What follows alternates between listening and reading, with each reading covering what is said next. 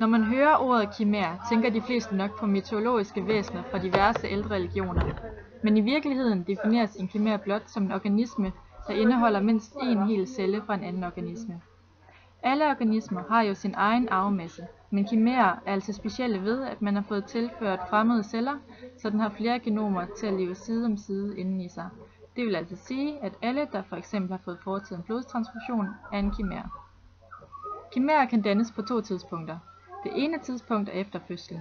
Her kan man blot indsprøjte nogle celler, f.eks. leverceller, og organismen vil nu blive betegnet en kimær. Det kan også ske før fødslen, det vil sige på embryoner eller fosterstadiet. Måden det gøres på, er for eksempel ved at celler fra et andet individ overføres til det ufødte fosters cellemasse i en blastocyt, eller transplanteres til et delvist udviklet foster.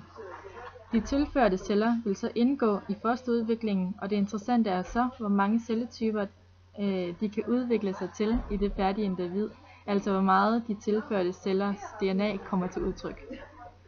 De mest ekstreme kimærer kan skabes ved at fusionere 2 embryoner på 4. til 8. cellestadie, det vil altså sige, at før cellerne udvikler sig til specifikke celler. I et forsøg fra 80'erne brugte forskere en serie af for- og gedeembryoner bestående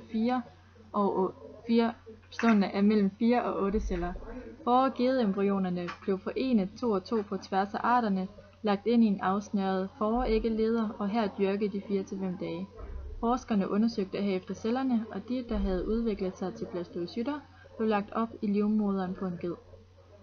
På denne måde lykkedes det forskerne at skabe 3 forgedekimærer.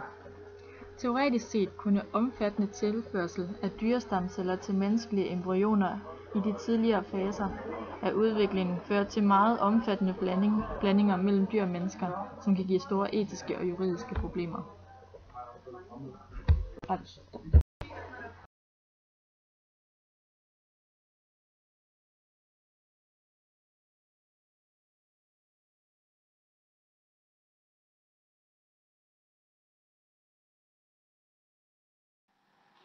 I et forsøg brugte forskerne mus til at undersøge humane embryonale stamcellers evne til at danne aktive neuroner, det vil sige nerveceller. Et 14 dage gammelt immunhæmmet musefoster med inaktiv moderkage blev udtaget. Dernæst sprøjtede forskerne humane embryonale stamceller ind i musens hjerneventrikler, og mus og moderkagen blev tilbageført til musemoderen, hvor musemenneskekimæren færdigudvikler sig. Før indsprøjtningen var de humane embryonale stamceller blevet genmodificeret med et såkaldt EGFP-gen, der producerer et grønt fluorescerende protein.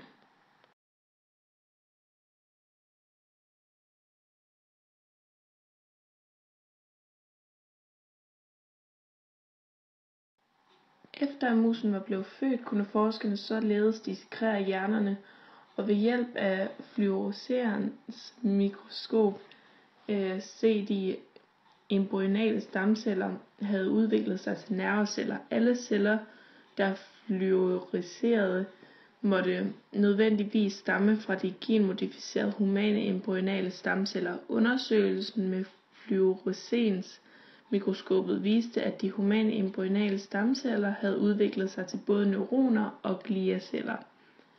Der er en slags støtteceller, der ligger mellem neuronerne og i centralnervesystemet.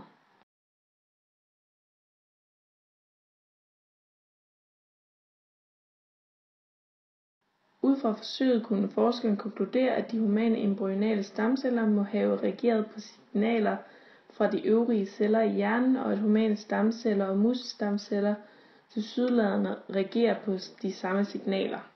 Forsøg med menneskedyrkimærer som disse åbner altså ikke blot for, at forskerne kan undersøge stamcellers plasticitet, de gør det også muligt at undersøge, hvilke mekanismer og signaler, der er afgørende for, at stamcellerne udvikler sig. Det står ikke klart om, hvorvidt det er muligt for kimærer at nedarve deres gener ved at avle, men sandsynligheden for det er muligt er meget lille. Et eksempel fra naturen er muldyret, som er en blanding af et æsel og en hest, og en kimær på trods af, at det er en skabning, som naturen selv har konstrueret. På trods af dette er muldyret ikke fertil væsen, og derfor antages det, at kimærer, som er lavet ved biologisk modificering, heller ikke er fertile. Et stort etisk dilemma ved kimær forskning er spørgsmålet om, hvor grænsen går, altså hvornår man går for vidt i forhold til de udførte forsøg. Er det etisk korrekt, at man foretager nogle kimærforsøg overhovedet? Går grænsen ved at indsætte menneskelige celler i dyr, eller omvendt? Går grænsen ved bevidst at gøre dyr sygt ved at indsætte syge celler for at se, hvordan det reagerer på sygdommen? Disse spørgsmål, samt mange flere, udmunder sig i et stort spørgsmål. Hvor går grænsen for de kimærforsøg? De fleste forsøg har det formål at kurere diverse sygdomme, men nogle går blot ud på at teste grænser. Eksempelvis har man kombineret dinosaur-DNA med et kyllingeæg og fået en kimær, som er en blanding af en kylling og en dinosaur. Lignende har man også kombineret rotte-DNA med en uddød katteart, hvilket også blot har haft til formål at teste grænserne for hvilke væsener man kan kreere. Det vil for langt de fleste være op til de specifikke forsøg og formål med forsøgene at vurdere, om hvorvidt det er etisk korrekt eller ej. Ja, Som nævnt kan kimærforskning give anledning til nogle etiske dilemmaer. Til trods for disse er jeg umiddelbart for denne forskning. Som ved det meste nye forskning og teknologi findes der nogle etiske problemstillinger, man ikke kan ignorere. Jeg mener, at der bør trækkes en streg i sandet. Men helt præcis hvor denne streg skal trækkes, ved jeg ikke. Men hvis vi begynder at transplantere menneskehjerner ind i dyr, er vi gået for vidt. Jeg ser intet problem i at udøve kimærforsøg med det formål at finde en kur til diverse sygdomme. Udover det formål kan man også udføre forsøg for blot at teste grænser for, hvad man er i stand til, og hvor mange nye dyr eller arter man kan skabe. Man har forsøgt at bringe nogle uddøde arter tilbage til verden, og man har forsøgt at skabe nye arter. Med hensyn til disse forsøg vil det for mit vedkommende være op til de konkrete tilfælde at vurdere, om det er i orden eller ej.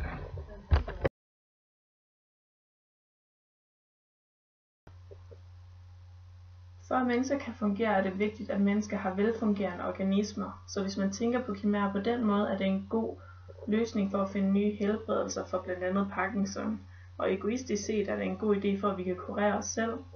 Men etisk synes jeg, at mennesker har til opgave at respektere og behandle dyr med værdighed. Så jeg er både for og imod kimærer, men jeg synes, det er et stort etisk problem i kimærforskning, men samtidig er det rigtig interessant.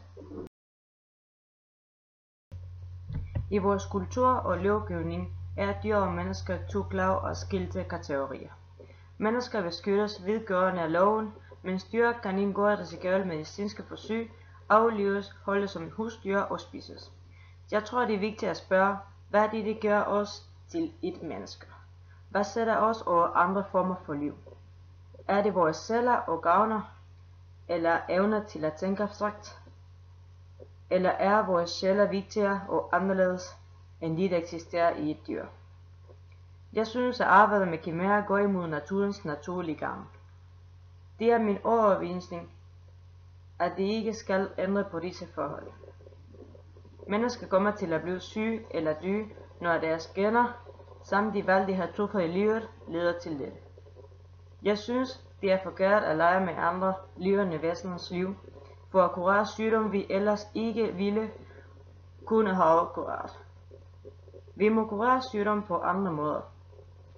Der ikke involverer andre levende væsener, og at de skal lade livet i processen. Mange tak, det var vores emne, kimærer.